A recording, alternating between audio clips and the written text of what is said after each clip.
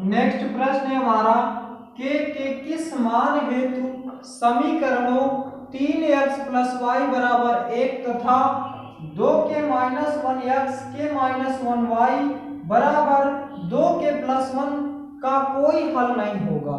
हमारे पास दो समीकरण दिया हुआ है और इसमें क्वेश्चन पूछ रहा है कि इन समीकरणों के लिए कोई हल नहीं होगा। तो आइए इस क्वेश्चन को सॉल्व करते हैं। यह क्वेश्चन भी आपके बोर्ड एग्जाम में 2020-22 कई बार बोर्ड एग्जाम में पूछा गया है। तो आइए इस क्वेश्चन को भी सॉल्व करते हैं। पहला समीकरण हमारे पास क्या दिया है, 3x + y = 1। यह हमारा क्या पहला समीकरण दिया हुआ है। और दूसरा समीकरण दिया हुआ है 2k - 1x + k - 1y = 2k + 1। ये समीकरण हमारे पास दूसरा दिया हुआ है। और समीकरण युग्म क्या होता है हमारे पास, समीकरण युग्म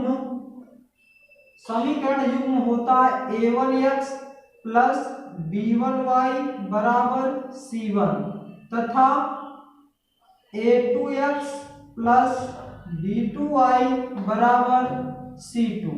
ये हमारे पास क्या होते हैं, समीकरण युग्म होते हैं। अब यहां से हमें वैल्यू देखनी है। a1 बराबर क्या दिया है, 3 दिया हुआ है और b1 बराबर क्या दिया हुआ है, 1 दिया हुआ है। यहां से b1 का मान क्या, y के मल्टीपल में देखेंगे क्या, 1। और c1 का मान कितना दिया हुआ है, c1 का मान दिया है 1। इसी तरह से a2 का मान देखेंगे कितना है, इसमें x का मल्टीपल में क्या है, 2k - 1। इसी तरह से b2 का मान कितना दिया हुआ है, b2 का मान है आपका k - 1। इसी तरह से c2 का मान है 2k + 1। तो ये रहा आपके सभी वैल्यूज। अब हमसे पूछा क्या है कि का कोई हल नहीं है। तो कोई हल नहीं है, इसके लिए एक समीकरण होता है, कोई हल नहीं है। इसके लिए समीकरण होता है a1/b1 = a2/b2 ≠ c1/c2। यहाँ पे b1 होगा a1/a2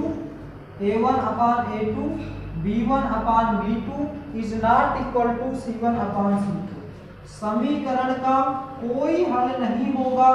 इसके लिए हमारे पास ये समीकरण होता है a1/a2 = b1/b2 ≠ c1/c2।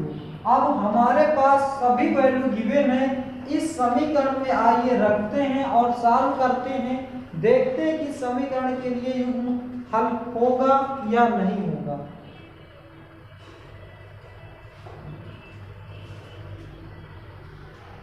a1 का मान कितना है, 3। तो यहाँ पे क्या रखेंगे, 3 बटे में a2 का मान कितना दिया हुआ है, 2k - 1 बराबर b1 का मान कितना है, 1। b2 का मान कितना दिया हुआ है, k - 1 और is not equal to c1 का मान कितना दिया हुआ है, 1 बटे c2 का मान दिया हुआ है 2k + 1 यहाँ होगा। अब हमारे पास देखिए ये समीकरण इसके तो बराबर है लेकिन इसके बराबर नहीं है। हम यहाँ से लिख सकते हैं कि 3 बटे 2k - 1 बराबर होगा 1 बटे k - 1। और यहाँ पे हम क्या लिख सकते हैं, सिंस 1 बटे k - 1 is not equal to 1 बटे 2k + 1। अब इस समीकरण को हम सॉल्व करते हैं क्रॉस मल्टीप्लिकेशन करके। यहाँ से आ जाएगा 3k - 3, इसको मल्टीप्लाई करेंगे इसके पूरे अंदर में 3k आ जाएगा -3 और ये क्रॉस मल्टीप्लिकेशन इधर जाएगा 2k - 1। यहाँ से 2k को इधर लाएंगे तो 3k - 2k बराबर कितना हो जाएगा, 1k। 3 को उधर ले जाएंगे प्लस में 3 हो जाएगा, 3 में से 1 घटाएंगे आ जाएगा 2, k बराबर 2 आ गया।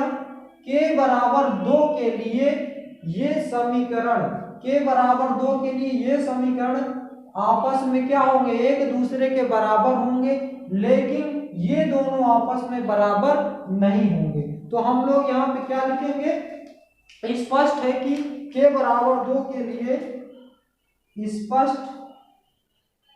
स्पष्ट है कि k बराबर 2 के लिए k बराबर 2 के लिए 1/k-1 is not equal to 1/2k-1। अतः दिया गया समीकरण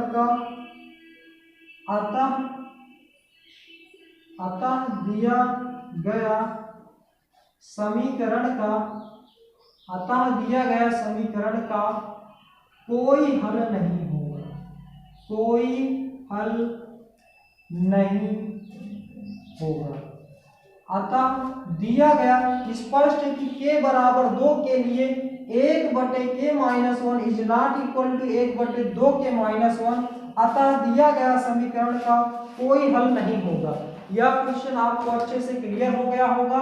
एक बार फिर से रिवीजन कर देते हैं ताकि आपको इस क्वेश्चन में कोई भी डाउट ना रहे। क्या क्वेश्चन था हमारा, k के किस मान हेतु समीकरण 3x + 1 ये समीकरण तथा दिस समीकरण का कोई हल नहीं होगा। हमारे पास दो समीकरण दिया हुआ है, हमें बताना है कि k के किस मान के लिए इन समीकरणों का कोई हल नहीं होगा, यानी कि k की वैल्यू निकालेंगे तभी तो हमें पता चलेगा कि उस मान के लिए उसका कोई हल नहीं होगा। तो हम दोनों समीकरण को लिख लिए। यहां से हमारा समीकरण युग्म क्या होता है, a1x + b1y बराबर c1, a2x + b2y बराबर c2। ये हमारा क्या होता है, समीकरण युग्म होता है। और यहाँ से हमारे पास a1, b1, c1 सभी वैल्यू को हमने क्या किया, लिख लिया। और समीकरण का कोई हल नहीं होगा, उसके लिए एक समीकरण होता है a1/a2 बराबर b1/b2 is not equal to c1/c2। इस समीकरण में सभी वैल्यू को रखेंगे और सॉल्व करेंगे तो हमारा आंसर आएगा k बराबर 2। अतः स्पष्ट है कि k बराबर 2 के लिए ये समीकरण आपस में बराबर नहीं होंगे, अतः दिया गया समीकरण का कोई हल नहीं होगा।